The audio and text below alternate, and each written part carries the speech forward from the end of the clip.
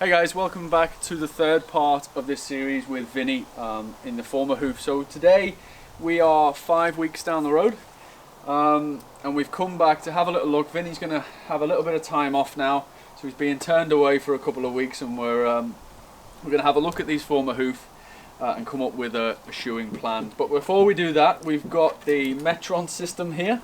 So Metron is a system of measuring the feet of horses that's calibrated and is able to automatically work out hoof angles, heel angle, toe angle, foot sizes, etc.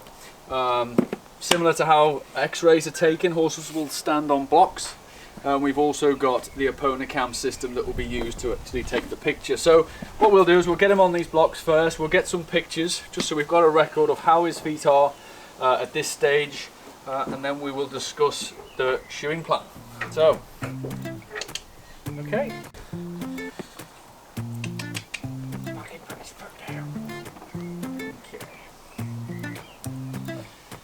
So what we want to make sure is he's standing on both blocks, so he's nice and balanced. And what we'll do using the Eponamind system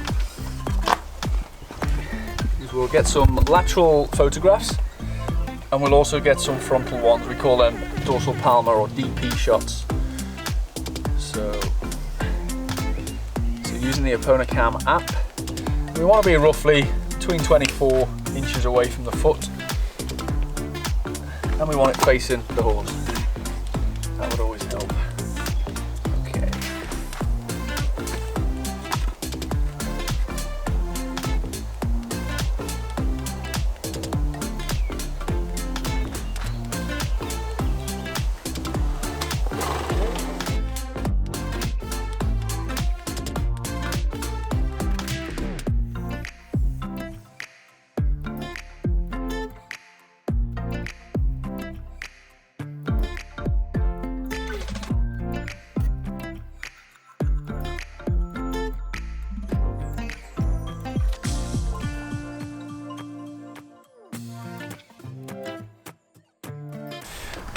Okay, so we're just taking the measurements, but now I think it'd be a good time if you could share how you've got on with the Formahoof over the last 5 weeks, Laura. Okay, so last time when he had the Formahoof on, obviously it wore through reasonably quickly, and then we decided to put the shoe on. We've established that actually this mould fits with the shoe anyway, so this is how it's best to have this particular mould. And over the last 5 weeks it's been perfect. He's been completely sound, I've had no problems. It's not worn through the toe how it had done before. It's not cracked through the heel as much as it did before. The shoes kept it on really well, and it's very evident to see how his foot is growing. You can see how the toe's coming through, and he's growing his foot as he should be. He's been sound to ride. There's been no problems at all with any sort of soreness. The shoes remained in place, lovely. There's no holes, as you can see, coming through now. It's not been cleaned at all before, so you can see how naturally muck comes away, and there's no holes or wear through in there at all. So yeah, really good. He carries his feet lovely. He got used to them, obviously because it's going to be a little bit heavier than normal. He got used to them fine. He doesn't trip. So all in all, I'm really pleased with how they've been going.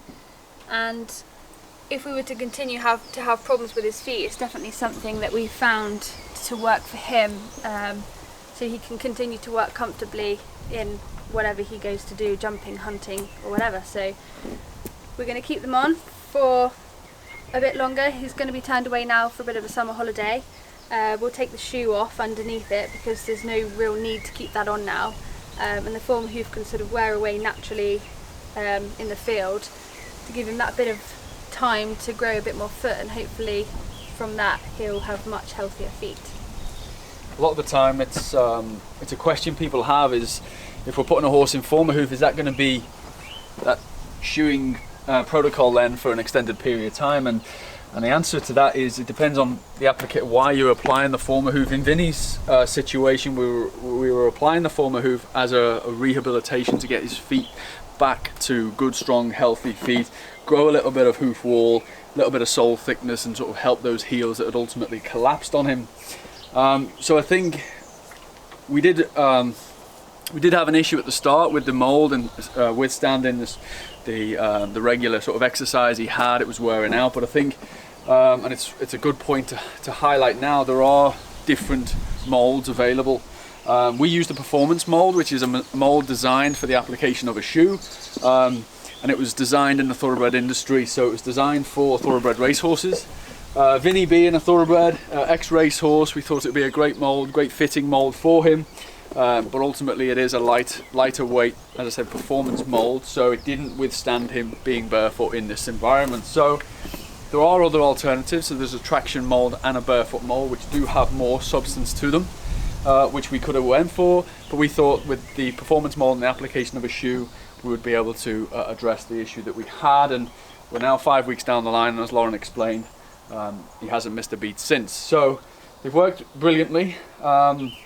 We're now at the stage where we're considering what to do over the next 5 weeks. He's going away, so he's going to be about 3 or 4 hours away from us.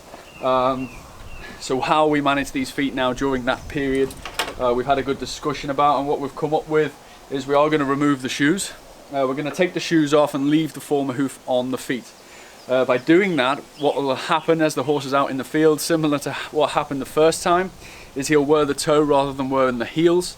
And ideally he'll wear through these Formahoof over the next 5 to 6 weeks, rather than wearing his feet. So when he does come back at the end of that 6 week period, he's actually got good feet underneath there, good strong feet. He's had the protection of the Formahoof now for nearly 12 weeks, and we're back to normal shoes if his exercise, if he requires shoes, or whether he can go barefoot following there. So what we're going to do, just going to whip these off now, tidy up the edge, tidy up any sort of cracks in the Formahoof, and he'll be on his way.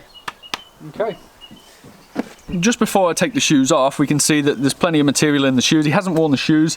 He's got good protection to his sole here, and you do tend to see these small little fissures or these little cracks appear in the material, and you can see how it doesn't affect its rigidity. It's very strong. You get these little cracks on the side. Sometimes you can get them here, or you can get them a little bit further forward.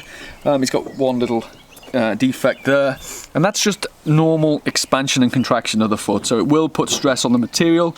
The material is not completely rigid, so it will fracture a fraction, but it all allows that foot to function normally. You can see it down here, we've got it again here, but the Formahoof is in good position. It's nice and strong. It's not going anywhere anytime soon. It's just a response to the natural hoof mechanism.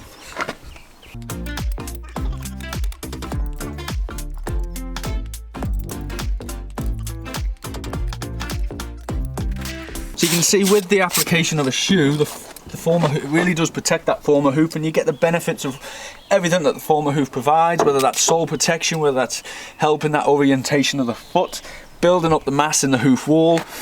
You've got all them benefits, plus you've got the wear plate to protect the Formahoof. Okay, so now we'll leave him like this. As we said before, hopefully he'll come back. He would have worn through the toe. If not, the mold will have come off, but by that time we've had 12 weeks. Okay. So what I think is a good idea to do is to have some before and after. If he comes back with the Formahoof on, we can take photographs again and see how those angles have changed without having a shoe on there. So we'll take some before. If he comes back and a Formahoof are off, we can measure the feet, and we'll have a good inkling of how those feet have managed over the last 5 or 6 weeks. So we'll get some laterals and then some also palmers.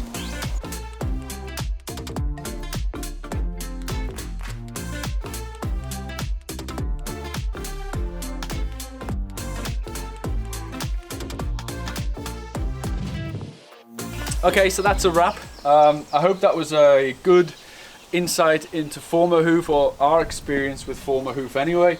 We don't claim, Formahoof is the product for all horses. It's certainly an application that can be used at the right time in order to hopefully get a positive result. And even then, sometimes you have to try alternative methods and just find out what works for that particular horse. And it is a massive learning curve. But I hope you were able to learn something from our experience with it. I want to say thank you very much to Lauren here for allowing us to use Vinny as a bit of a case study on YouTube. I will link to Lauren's Instagram page below, and she will keep us updated on how Vinny gets on, pictures of his feet, and as and when we can get more Metron images, we will do, and we'll share his progression through. So, and as a newbie to Formahoof, I'm also very much looking forward to how his feet look once we do take them off, or once they come off. So it'll be very interesting to see exactly how they've coped with, you know, the almost the suffocation of the product. Yeah. And how his frogs and everything were, aside from what we've been aiming to do to recover his feet and the corn that he had and the thinness of the sole. It'll be interesting to see all of that. So I'll make sure that we follow up with some pictures. That's a good point, because a lot of questions that people have is on husbandry. You know, how are they actually treating the frogs? Can the feet breathe? You know, all those sort of questions that people have. So if you can give a follow-up when we do take them off, I think that will be, you know, really beneficial to everybody. But yeah, thank you very much. Thank you. Thanks for watching. Okay, so this is Metron's artificial intelligence, and what we're going to do, we're just going to run the program now. So this is Vinny's left fore taken on the block, and what we're going to do now, we're just going to go through the process of measuring those feet, measuring those angles, toe length, etc. So straight away the system recognizes its known marker points, and we just go through the process of identifying which foot on the horse. You can see that it's highlighted the red left fore here. We've just clicked the auto calibrate to work out the measurements for it, and then we'll go auto measure, and the AI system should work through the process. You can see it there highlighting the heel angle, the basal position, and then it pops on the measurements. So we can see we've got a dorsal hoof wall angle, or hoof angle, is 48.95.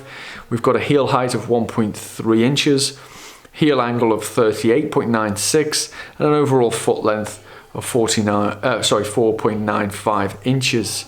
Some of the important measurements that I like to look at is the heel to bulb distance, and I think a lot of the time when you apply a Formahoof, you can actually shorten that heel to bulb distance. People think that by applying a Formahoof you're actually extending the position of the heel, but because you're also orientating the foot in a more upright hoof angle, you're actually reducing that heel to bulb distance. So there we have it, a lateral view of the Formahoof on Vinny. So at the end of this 6-week period, we will do the same images again, and we'll see how his feet have managed without a shoe for that period of time.